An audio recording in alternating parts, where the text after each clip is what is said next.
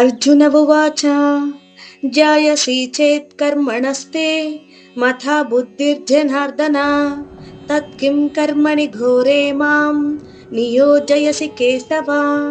పద అర్థం చూద్దాం రండి. అర్జున ఉవాచ, అర్జునుడు అన్నాడు, జాయసి శ్రేష్టమైనది, చేత్ అయితే, కర్మణ కర్మ కంటే, తే మథ నీ అభిప్రాయం ప్రకారం, బుద్ధి జ్ఞానం ధ్యానం, జనార్దన ఓ కృష్ణ, తత్ కిం అయితే ఎందుకు, కర్మని ఘోరే ఈ భయంకరమైన యుద్ధ కర్మలో, మాం నియోజయసి నన్ను నీవు నియమిస్తున్నావు, కేశవ ఓ కేశవ.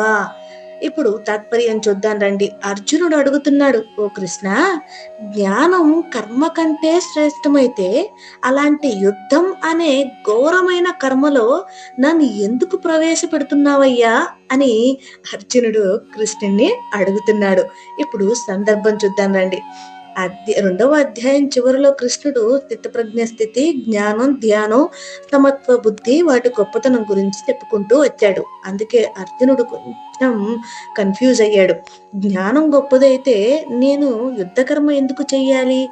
ఈ సందేహంతో 3వ అధ్యాయం కర్మయోగం ప్రారంభమవుతుంది. కృష్ణుడు ఇప్పుడు దీనికి సమాధానం ఇస్తున్నాడు.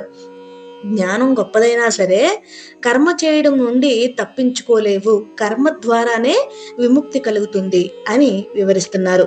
భగవద్గీత మరింత మందికి చేరువ కావాలి అంటే నా వీడియోని మీరు తప్పకుండా లైక్ చేయాలి. లైక్ చేసి మరింత మందికి చేరువయ్యేలా చేస్తారు అని కోరుకుంటున్నాను. ధన్యవాదాలు.